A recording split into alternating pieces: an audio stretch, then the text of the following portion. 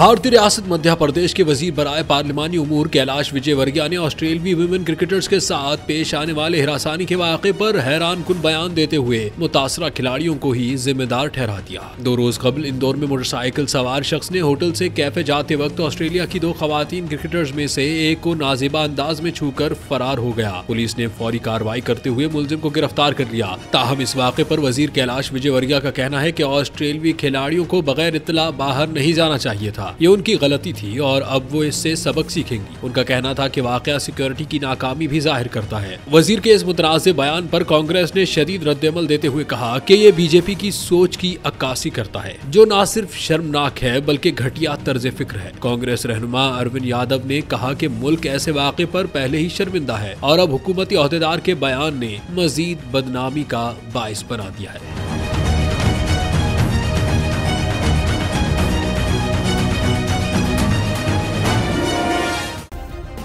Subscribe करें और bell दबाएं ताकि कोई खबर रह न जाए।